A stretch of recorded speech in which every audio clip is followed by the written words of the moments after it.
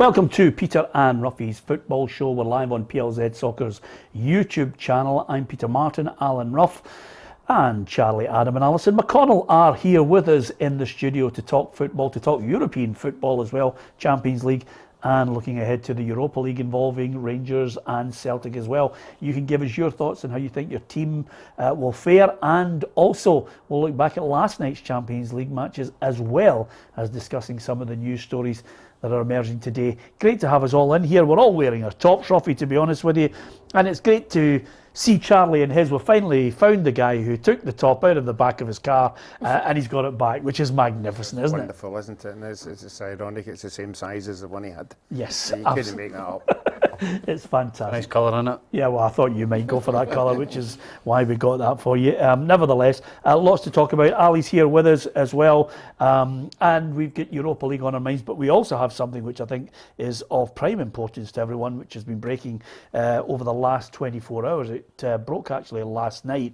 5 SPFL clubs have formed this independent commission to review the SPFL and basically try and look at ways that they can actually get together, promote the game, bring in more money to the game as well. Aberdeen, Hearts, Hibs, Dundee and Dundee United have commissioned Deloitte to find ways for the league to make more money for clubs. Sounds great, Ruffy. Yeah, but it's very aware that, as Charlie mentioned earlier, you know, it's American owners. You know, American owners have a different idea in how you should be generating money in sport. You know, they've obviously seen it in America. They're trying to implement it over here, you know, and I think every club would be happy if that was the case. They were going to double the revenue, but I think there's a lot more serious things to be done, because we know when this gets down the line, there's going to be a vote called somewhere, and it's generally the vote that scuppers everything good in our game.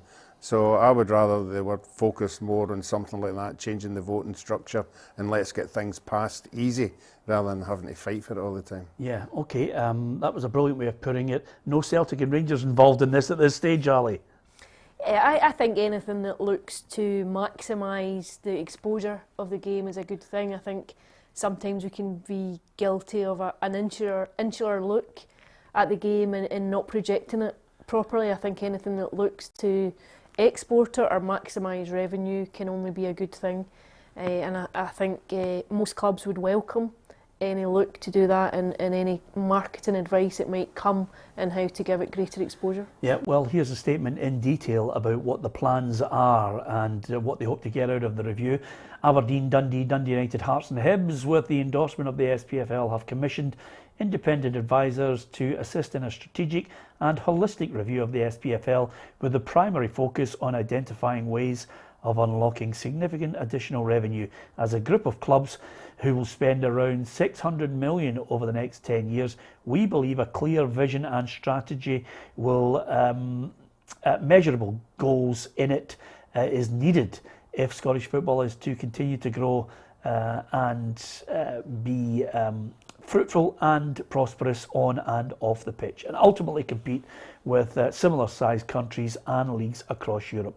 The clubs who have commissioned this work with Deloitte welcome the engagement of all stakeholders in the game and intend to make the key outcomes and recommendations public. Okay, that in itself is great. The key points of that, and this is the point that we've got to obviously digest. Here are the key points which they're hoping to do. The strategic review will include independent recommendations based on consultation with stakeholders and the review of data and insight informed by Deloitte's extensive expertise in the sports business.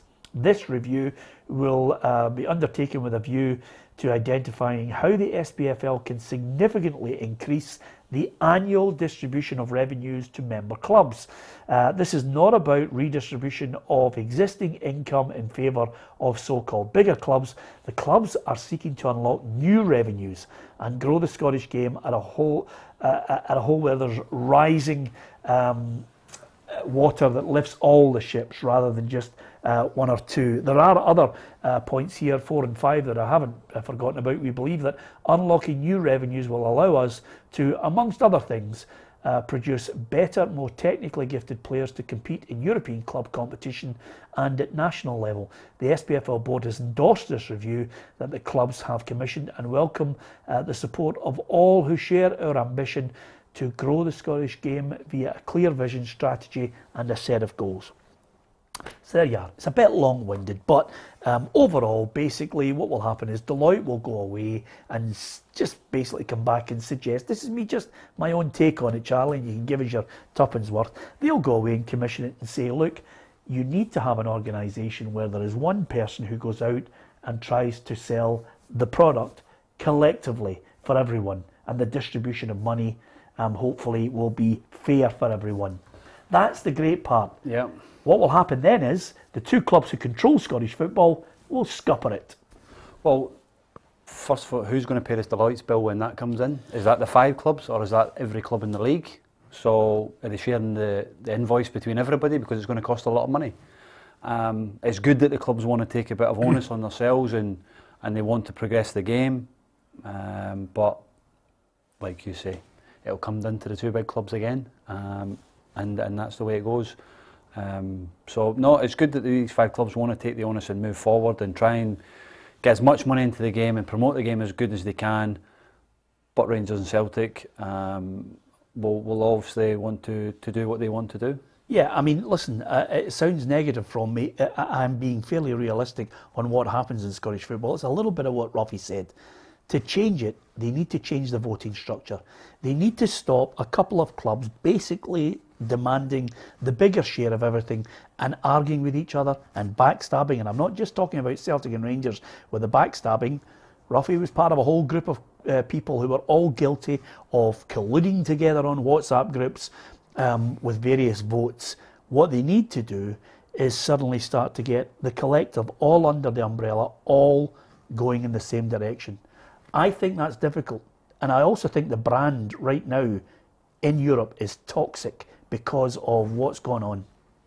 I'm not sure about your latter point, but certainly I would take the point about the infighting and the lack of a clear figurehead and a singular entity in terms of everyone getting behind. I think we've seen that not just in the last 18 months and not just now, but historically too, I think. And at the same time, we've also seen significant amounts of projects that look at this kind of thing, that go to a certain distance, that raise key points, but the next step falls down. Now, we saw it maybe a decade ago, possibly longer ago, the Henry McLeish project. It was a great big look, a dissertation really on Scottish football and, that was the Think direction. Tank 2. Yes, the direction that it was going. And I think you're right. I think it's great to have consultation processes, but you need to be able to go one step further and implement changes. To do that, you need a consensus, and what we've seen historically is that it's very, very difficult to come to. I'm amazed that you said you don't think the latter point is relevant or indeed the case. I do think the brand is toxic, Ruffy. I think the last 18 months is the evidence of that toxicity because, quite simply, nobody's agreed. You can't even get a sponsorship deal, which they've been waiting for 4 or 5 years. They can't even get a sponsorship deal for the main league without one club deciding they're not having it. Mm-hmm. Now, if you're a main sponsor, like Cinch, and you can't get agreement with all the clubs on something that they've signed off, whether it's signed off rightly or wrongly, which Stuart Robertson and Rangers are obviously arguing the case, and I'm not saying whether anybody's right or wrong in that, but if you've got this situation where the main board of the SPFL signs a deal and one club disagrees to it and they happen to be the champions, that's not good when you're trying to go and sell to other big companies, is it? No, it isn't. And I think this whole thing has got something to do with that sort of and the whole going thing of Rangers throwing the statement out there. We're not happy with what's happening. How many others are not happy about this deal, what's been going on? And I think this is taking the SPFL a wee bit in their favour now that 5 clubs have come out and said, we're going to work with you. Do you know what I mean? You know, you've got one major club who are not happy with the SPFL board. They want it scrubbed. They want them out the door. But now they've caught on to 5 clubs going, let's be the better people for the game. You know, I think it's made you know, there's a unity now, whether Rangers aren't happy about it or not, there are 5 clubs prepared to work with this board that Rangers don't want to work with. I don't think that's the case, Ruffy. I mean, I know I'm not. Listen, everybody's entitled to their opinion. I think these 4 or 5 clubs are exasperated and saying to themselves they've got an American-style format of owners, and I think these owners are looking out with the Scottish insular way that they look at football. And I think these American owners are saying, right, wait a minute. Let's go and commission something to try and get these people to think outside of their own little box. And that's exactly it. I had a discussion with John Nelms a few weeks ago about this, talking about the American sort of what this was happening. This was going to happen, that they were going to try and get together and make it, you know, look outside the box to see how we can bring finances into the game. I'm all for that if it's going to improve our game and, like say, bring better players in. But it'll come round when, you know, the big decisions are made. It's then who makes these decisions. It's, you know, but it's a good idea that these clubs want to go and do this. The more money in Scottish football, the better. You know, it's I keep going back to like Martin Boyle going to Aberdeen. Spending money in amongst yourselves is very good. It keeps the money inside Scottish football. And if these clubs can bring big businesses to bring to the league and sponsorships, then it's great, and I'm all for it. And let's say, it's just hoping that they can get something through. But Peter's put it in the head. It doesn't matter what they do. If the other 2 don't like it, it's not going to happen. We've already had evidence that with Rangers, where they come up with a sponsorship they want. What happens if they get a sponsorship that Celtic aren't happy with? They're going to say, oh, very, very good. We're not going to do it. You all can do it, but we're not. It's not in our remit. But there's another caveat to this as well, Alison, which is quite simply, they can't even agree with the press.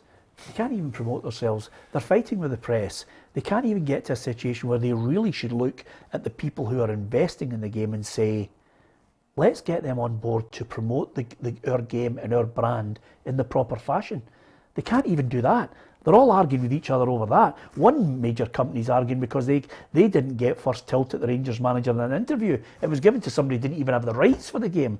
We should be looking at, first of all, selling different packages to the broadcasters, to the newspapers, to everybody that basically promotes the game.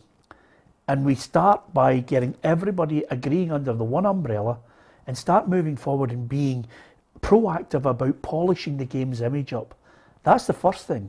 Instead of trying to exclude people in Scotland who want to promote the game, we should look at a way of embracing it and saying, right, get all the broadcasters and the people who want to promote the game, the written press, everybody, stop arguing with clubs, stop this fallout, get everybody together and say, right, we need to change our mindset. We need to bring in people who will think outside the box, who will take our brand and take it and change the perception.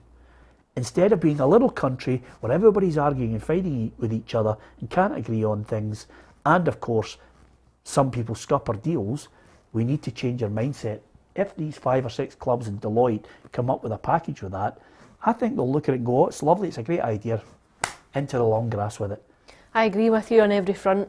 As a journalist, you're not going to get any arguments about access and in terms of promoting a game. I completely agree with you, and it's worked that way for a long time. What we've seen in the last year or 18 months is a deviation away from that.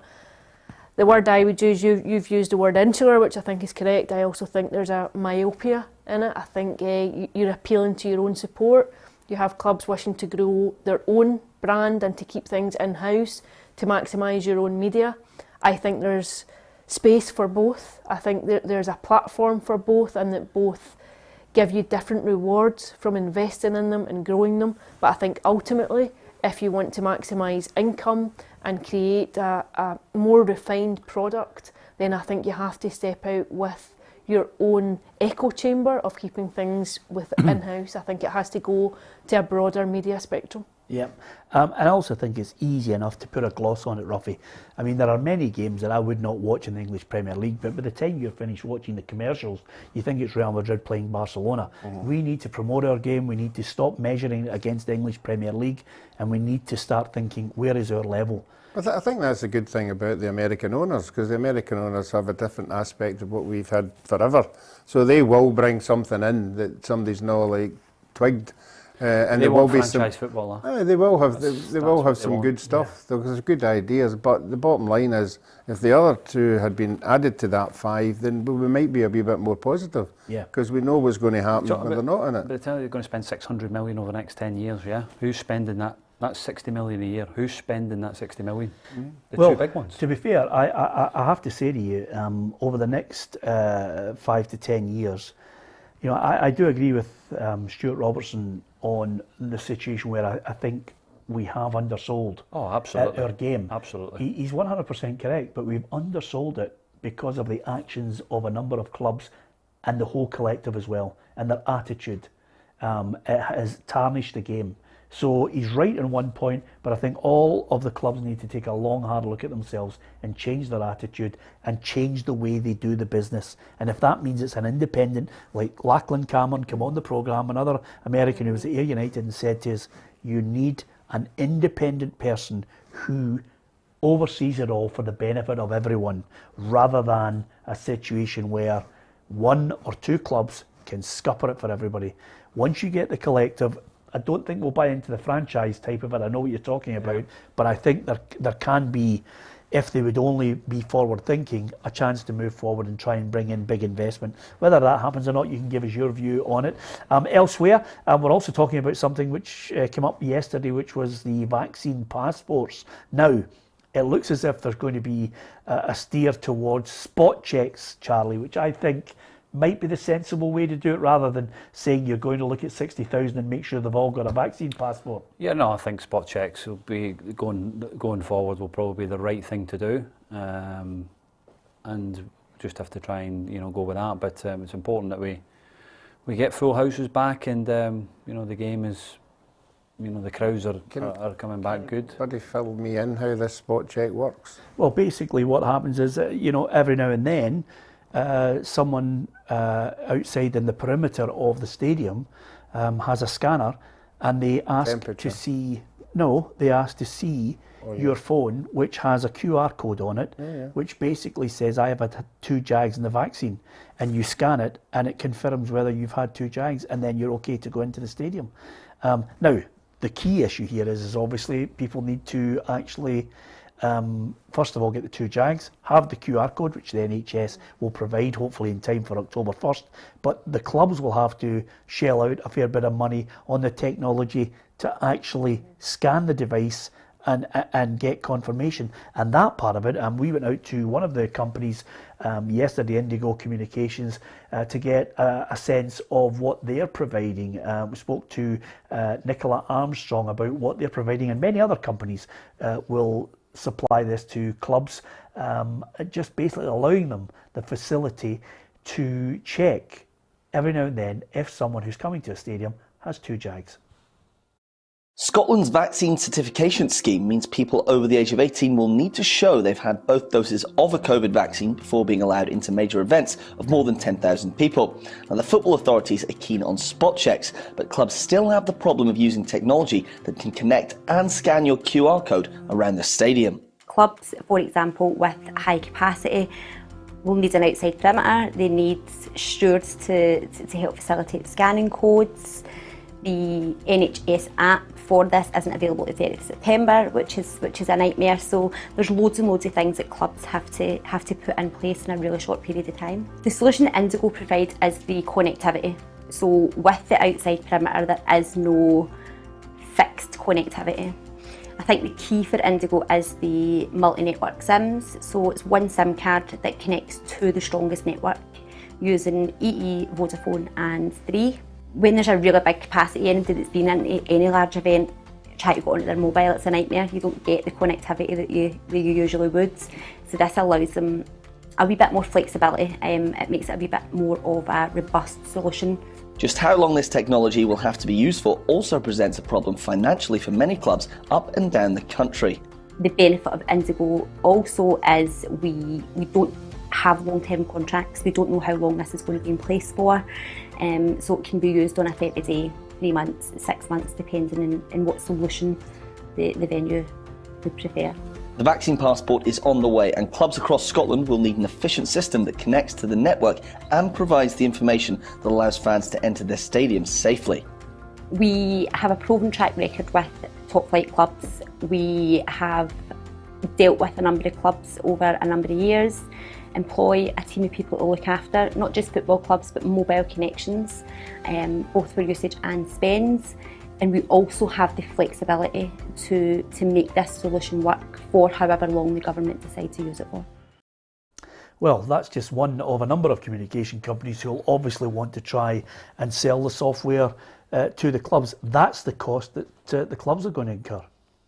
When you reflect on what COVID has done for clubs and the financial impact that it's had, it's huge. It's difficult to see beyond it now that the season's back up and running and you have access to financial streams of people returning to stadiums and coming back into grounds. I think it's still not finished. It's still not there. You're going to have to invest again in something else. Clubs have obviously invested heavily in all the testing kits for players and staff and all the regulations that have gone round about it. But I think the bottom line is that there's just not another way. I think you have to keep people safe. I think if you want to keep numbers in and you want to keep games going on, this is the only way to do it. Okay, now to the football. Here's the British clubs involved in European football, and of course Rangers and Celtic, we always like to see them involved. Real Betis versus Celtic, Dynamo Zagreb against West Ham, Leicester City against Napoli, and Rangers against Lyon. So good games to look forward to in the Europa League tomorrow. Our reporter Gabriel Antoniazzi has been looking at Celtic's opponents, Real Betis. Celtic start the Europa League group stages with a trip to Seville, the city of their most famous day in the competition. This time round they visit Real Betis and their stadium in the early kick-off. Betis were formed in 1908 and are managed by Manuel Pellegrini, the former Manchester City and Real Madrid man. He has plenty of experience at this level. The Estadio Benito Villamarin holds 61,000 fans, so it's the biggest in the city and the fourth largest in the country. The Verde Blancos won their solitary La Liga back in 1935 and had 2 Copa del Reys, most recently in 2005. They don't have as rich a continental history as other Spanish sides, but did reach the Europa League last 16 in 2014, losing on penalties to City rivals and eventual winners Sevilla. Pellegrini has built a solid team during his spell as boss. World Cup winner Nabil Fekir is the star man, and right back Hector Bellerin has just arrived on loan from Arsenal. And don't forget club legend Joaquin, who's still playing at a high standard at aged 40. These two sides will meet for the first ever time, green and white hoops against green and white stripes. The hosts finished 6th in La Liga last time out, their best league campaign in 16 years, but they've only won once this season, beating Granada 2-1 late on Monday night. Ange Postecoglou's men are aiming for progress this campaign, and the knockout stages would represent that after failing at the group stage last time out. A positive result would be the perfect start for the Australian in the heat of Andalusia. Yeah, Real Betis, no mugs in this game, finished 6th in the La Liga last season.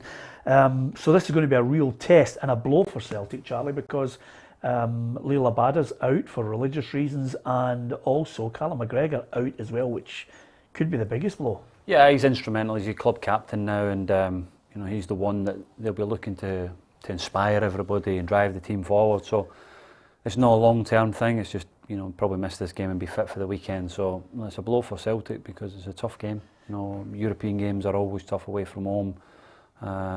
So no, they'll yeah, it's a big challenge, but you'd still expect Celtic to go and try and get something. Yeah, well, the manager's obviously ruining the fact that his captain is not available.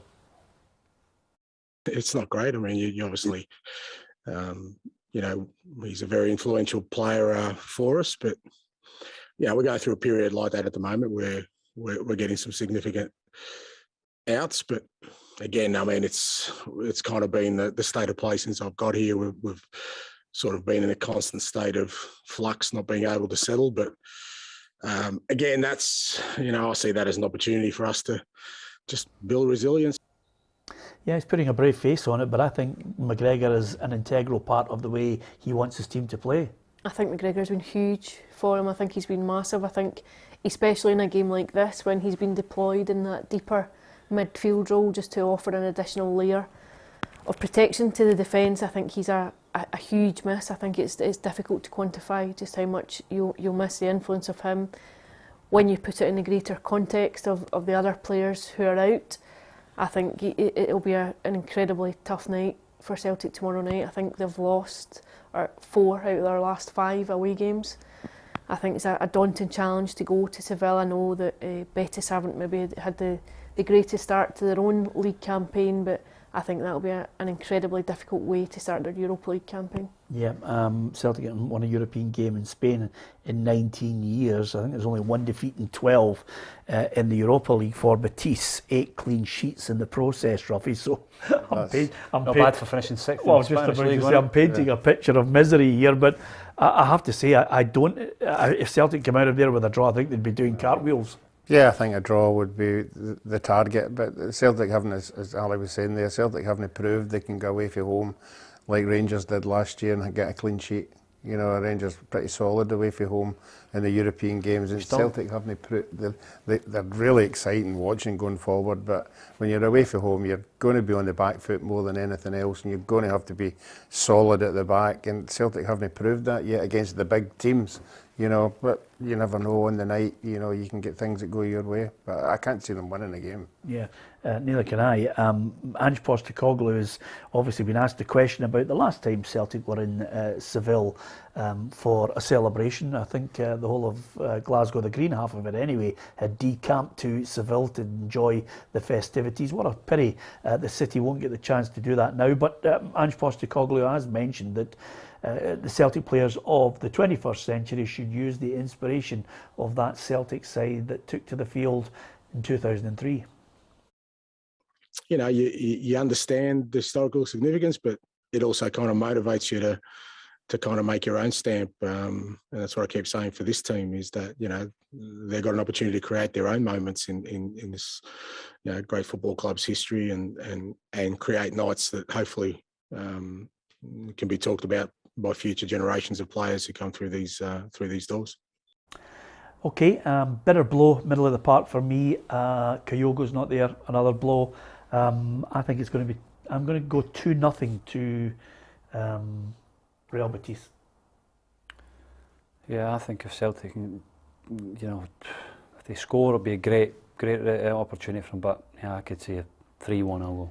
3-1. Okay, don't be too sad about it, by the way. 3-1s are still a goal. Yeah, I know, but it's a tough place to go, isn't it? It was just the way you said it that I thought, don't be too despondent about it. I mean, I'd love to say Celtic can get something for it, Ruffy. I just think there are too many elements that are going against them. Yeah, I've said that. They haven't proved defensively that they can be solid at the back. Okay, but what's your prediction? I'm still going to go one each. I'm still going to stick with that. Yeah. By the way, Charlie, you won't be aware of this, but for 10 years we've been together. It's pad. Lovely, nice statement. Bang. There you go. All about it. Ali, are you going to offer any note of optimism? No, I'm the same as you. I think 2-0. I can't see Celtic coming away with anything, I have to be honest.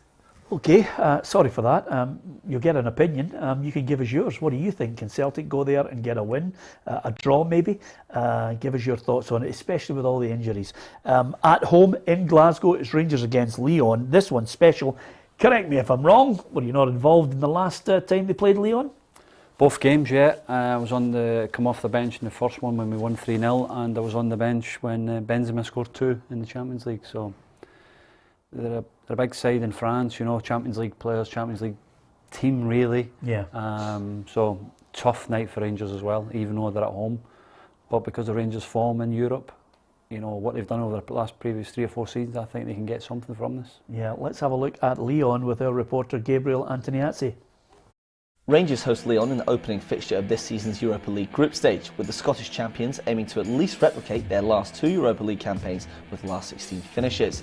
It's not an easy start though, with French giants Olympique Lyonnais in Glasgow on Thursday. They're managed by former Bayer Leverkusen boss Peter Bosz, who beat the Gers home and away just before the first lockdown. The club were formed 71 years ago and they played in the 59,000-seater Groupama Stadium. Lyon won 7 back-to-back French league titles from 2002 until 2008, and they have 5 Coupe de France trophies to go along with it. They've never won a European trophy, but they do have pedigree, most recently reaching the Champions League semi-finals in 2020. The team is spearheaded by Moussa Dembele, who of course knows Rangers well after scoring 7 times in 9 games against them for Celtic. However, he's not travelled to Scotland due to an injury received in training on Tuesday. The club do still have an impressive team though, including new signing Xherdan Shaqiri and midfield architect Houssem Aouar. These two clubs met in the Champions League group stage in 2007. Rangers brilliantly stunned their hosts 3-0 in France, but they lost in Govan by the same scoreline thanks to a young and rampant Karim Benzema. The team are currently 7th in the table, but they have aspirations of getting as close to star-studded PSG as possible and improving on last year's 4th place finish. Bosch's side come into the game in good form, having won their last 2 matches, but they face a confident Rangers team at a packed-out Ibrox. These are the games that whet the appetite for Rangers fans. Equally so, a manager who has some injury worries there. Hellander's not going to be there. Goldson back, given the green light after isolation, so there's a real chance for him to get in there. And you're saying to yourself, have they got enough quality? Can we dismiss them from taking something from this game? I think Lyon have injury problems of their own. Obviously, you heard there, if Moussa Dembele's out, I think he'd started the season quite impressively. I think possibly a draw. I think Rangers might come out of it with a draw, just the backing of their own support. You know what Ibrox can be like on a European night. I think they might get something. I think the 3 points might just be a big ask, but I think they'll take something. Yeah, Steven Gerrard himself, this is what he had to say ahead of the game. Lyon is a club with Champions League level players. It's really a big test and we have to be at our best in both sides of the game. We also need to have our own confidence to be brave to go and play. We've shown we can compete and are improving at this level. One thing is for sure, we won't make it easy for anyone who plays us. In the last couple of games, I just think, I think they need to step up again and try and, recapture the form of last season. Yeah, and it's taking them time to do that, but these games might just spark you into life. Big European nights, yeah. They prefer it was in the Champions League, but the Europa Leagues have been great to Rangers so far. It's now, can they get that mental side? Can they get into past that last 16? And what a way to start your group campaign against Lyon, one of the top teams in France. Like Stephen said there, they've got Champions League players, signing Shaqiri, who's a top player, so it's going to be a tough night, but I think Rangers can win this. Yeah? Yeah, I honestly do. I think they can win it by the odd goal, and I would go for something like 2-1. 2-1 to Rangers. Okay, I think they can get a draw out of it. I think they can get 1-1 roughly on this one. I mean, I like Shaqiri. The only problem, I didn't think he was a Liverpool standard player, but I think he's a good player. I thought he was a squad player, but no, he was fighting with Mane and Salah for positions. But you know him better than anybody. Listen, he was a top player, and to win the Champions League and to win the Premier League, he's no mean feat. So he done well there, but he had, like you say, he needed to go and play somewhere and an opportunity to go to another big club in France, in Lyon. Yeah, Ruffy. Yeah, I might be a bit like you. I think Rangers have to up their level of performances. In the last 2 or 3 games they've been winning, but not convincingly, and this is a different level of what they've been playing in the last 2 or 3 weeks, so I think if they got a draw, it'd be a good result. Yeah, you going 1-1? 1-1. Yeah, Ali? 1-1. Oh, so we're all on the draw then, okay. Give us your thoughts on it. Some people obviously will be confident on it. We've got lots of people on there. True Blue says 2-1 to Rangers in this one. Quite a lot of people are joining us on the chat and offering their thoughts on the game. And a few Dundee fans on, Charlie, because they want to know, are you fit for the weekend? Because there's a wee sniff that suddenly this groin injury 4 weeks out is not the case. No, it's going well, and we'll see what happens on Friday. I'll try and join in again Friday and see where it goes, and try and get ready for the game Sunday. It's a huge game, and it's one that I look forward to. Yeah, that's your bog standard answer, but is it not as bad as it was first feared? Well, I thought it was going to. We felt it was going to be 12 weeks when we first got the scan, and I went to see a surgeon last week, and he told me a time frame, and from when I've been, it's just progressed every day, and I managed to do a little bit the other day, and hopefully I can do a little bit again near to the game and see how it reacts, and we'll see where it goes, but it's up to the manager to make that decision. I'll give him my opinion, but he'll make the final decision on what he thinks best going forward. Yeah, so fingers crossed. So there's an outside chance you could play. Yeah, there's a chance. There's always a chance. It's Give me a percentage. no, but that'll be getting it away. Okay, so 60% chance Charlie's going to be back then, Ruffy, which is quite good. Yeah, but Of course, the one thing I was going to say is I'm looking forward to, if he is back, then it'll be interesting because I watched Bruno Fernandes with Ronaldo, and as soon as Bruno Fernandes got the ball, Ronaldo started running. I wonder if Charlie will be able to pick out Lee Griffiths, because that could be a good combination. oh, there'll certainly be movement for Charlie. You know, if they can get on the same wavelength, he'll certainly make the runs. You know, put the effort in. And we all know if Griffiths is in the box, anything can happen. Some of the goals he's scored through his career have been absolutely superb. So maybe that's the kind of player he needs to be playing. Just that small amount of movement that you've had, has that been in a game or is that just running? Just running and just doing a little bit of training on with a physio, so we'll just see how it goes. Okay, You're fingers trying to crossed. get it out, man, ain't you? No, I'm just waiting to see when you walk up, I'll decide whether All you're right, able to trot up. Yeah, exactly. There's always a wee sniff, Ali. It's a classic. We've got to go about it 3 different ways, haven't we, to ask the same question. But yeah, it'll be good to see. I talked about Ronaldo there. Of course, we've got a great competition this week. This is an absolute belter. This is your chance to win Cristiano Ronaldo's number 7 shirt at Manchester United. And as a bonus, we've thrown in the programme from his return to Old Trafford in the 4-1 victory over Newcastle United. All you have to do is quite simply tell us which year did Ronaldo make his debut for Manchester United. Follow us on Facebook, subscribe to our YouTube channel, and you could be in with a chance of winning this fantastic prize. And as a bonus, we're throwing in a pair of CR7 pants.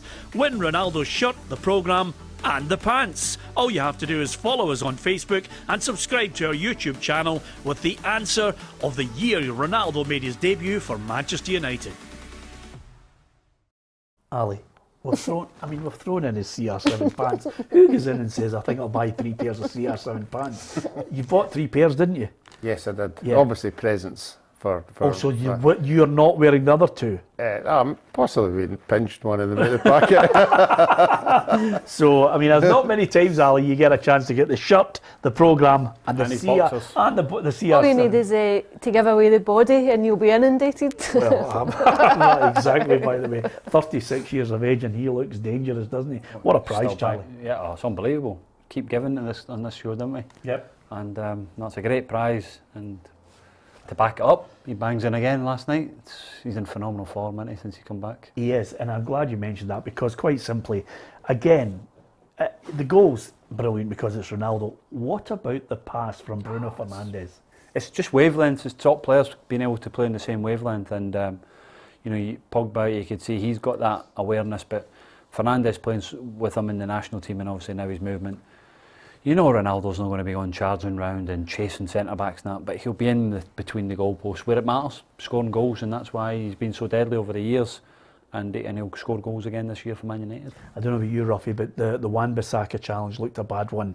That's the type that breaks somebody's ankle. Yeah, we've seen it on numerous occasions this year. It must be difficult for the referees because there's some are horrendous and there's some are people are just getting in to win the ball when they catch them and it looks horrendous. But you're right, you don't want to see anybody getting out of the game with that kind of challenge. Yeah, I think Ole Gunnar Solskjaer, I'm not sure he's under any pressure, but certainly would have liked to have started the game and the first match in the Champions League with a win.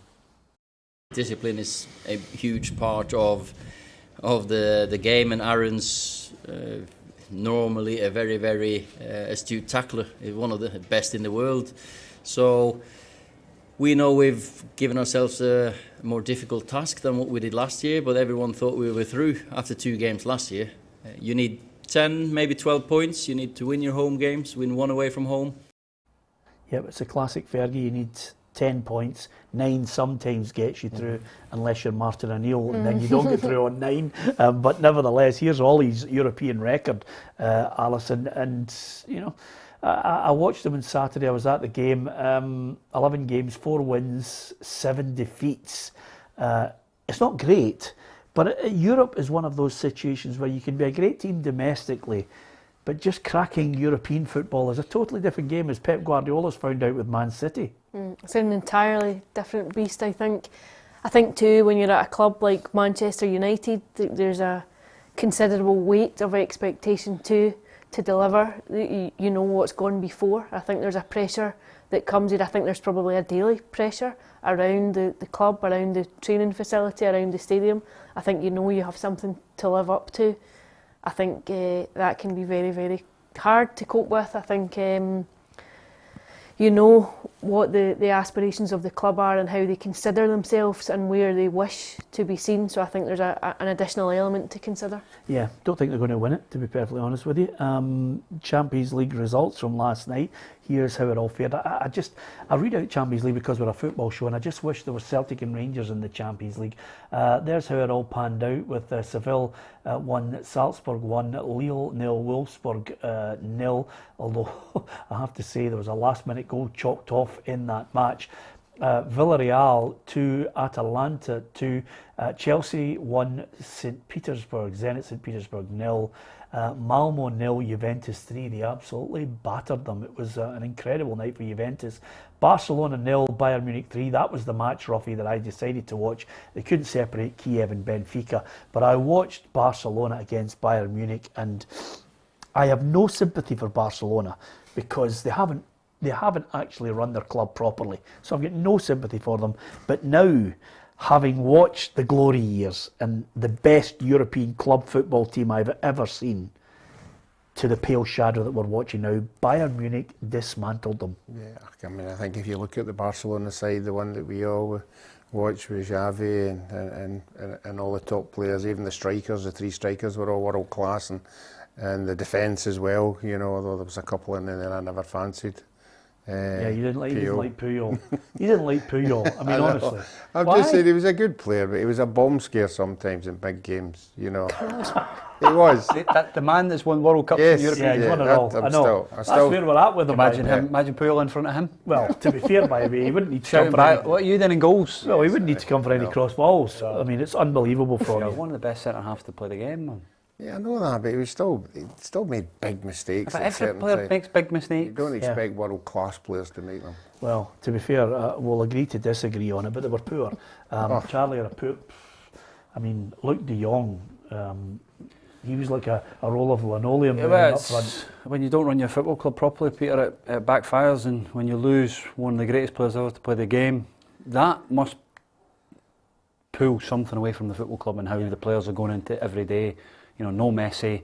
The fans are probably disheartened now what's going on, and it's affecting them. And listen, Bayern Munich are no mugs, are they? You know, Lewandowski up front and a great football club. So it's sad to see, but like you said, if you don't run it properly and you overspend, then it catches up on you, and that's what it's done. Yeah, it was sad. It was strange, actually. Not sad, strange to see Barcelona without the number 10. I think it will feel like that for a while. I think it's the same when you watch them in the colours of PSG too. I think it's quite incongruous. Tonight and everybody's that's your double whammy, isn't it? I think it does. I think it just takes a bit of getting used to, but you'll come round before you know it. It'll be, you'll be familiar with it. It's just he's so indelibly ingrained, I think, in the minds of Barcelona, and the association is so ingrained for the rest of us. Yeah, absolutely. Well, I hope Jack Henry's had a good sleep. He's going to have a tough night, isn't he? I was just about to say, because here's the fixtures now that Messi is a Paris Saint-Germain player. It's Besiktas, Borussia Dortmund, Sheriff Tiraspol against Shakhtar Donetsk, Inter against Real Madrid, which is a cracker, Atletico Madrid, Porto, Club Brugge against PSG. Jack Henry's about to find out about Messi. The match I'll be watching, of course, without a shadow of doubt, is Liverpool against AC Milan. There's Man City against Leipzig, which is equally entertaining and appealing, and Sporting against Ajax. Charlie, tell me you'll be watching Liverpool. I will do. I'll watch it. It's, brilliant game, Liverpool, AC Milan, and a lot of talent on show. And let's say you want to win your home games, and if Liverpool can get that and get them a good start in that group. Yeah, Jurgen Klopp looking forward to yet again one of those amazing nights at Anfield. It's a long time ago that we had the Champions League game at home. We had now the opportunity to experience again the atmosphere Anfield is able to produce in the Premier League. But we spoke a lot in the past, rightly so, about European nights at Anfield, and I can't wait experience that. It will be great, and I'm really looking forward. You ever been at a European night at Anfield, Ruffy? No, I don't think I have, no. Fantastic. No. I mean, incredible. The banners, the atmosphere bouncing, isn't it, Charlie? Something to just to behold. Yeah, no, it's an amazing atmosphere, and you know, special clubs, isn't they? They could produce nights like that. Yep. Charlie played in a European night at Anfield, Ali, and before he even got to the dressing room at the end of it, I had his top right off him. Simple as that. Give me that, and well done. I'll see you up the road. But they're special nights, and I'm not too sure. I think Liverpool will be there. I don't know, even with Van Dijk. I think they're maybe just missing a bit of quality. I think some of it depends on the luck. If you get through, maybe on the luck of the draw. But I wouldn't see them as one of the outstanding candidates to go and win it this season.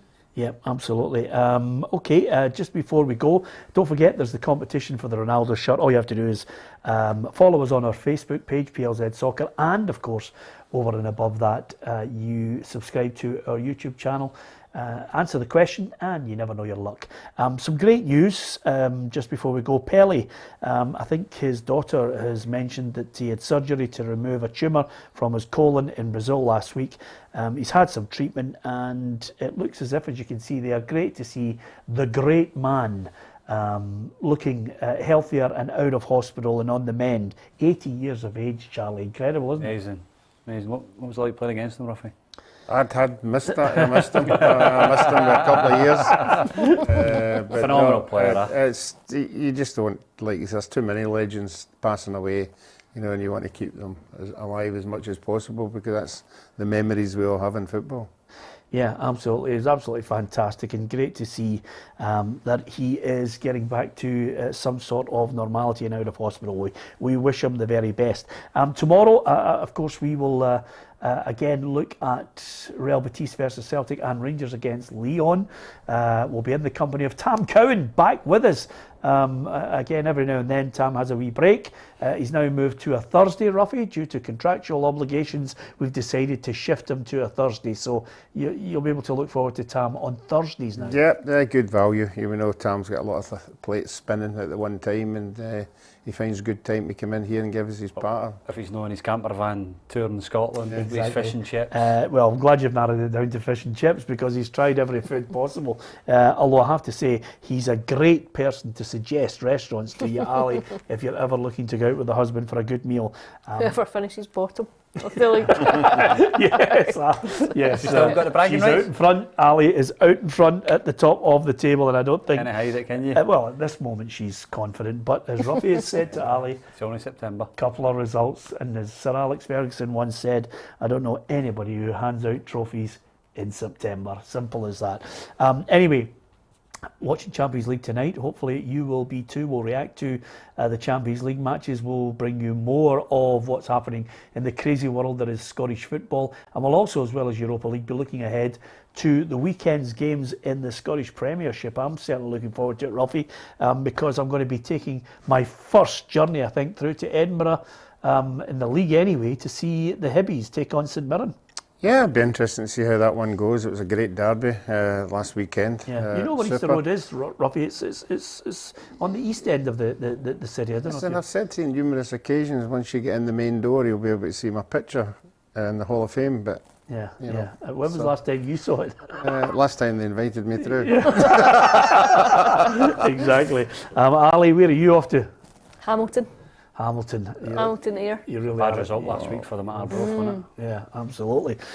Charlie, fingers crossed. I mean, we asked you 42 different ways if you're playing. It's 60-40 at the moment. Fingers crossed that you're all right and the groin's okay to be back playing for Dundee at the weekend. Big game, need to get the points on the board.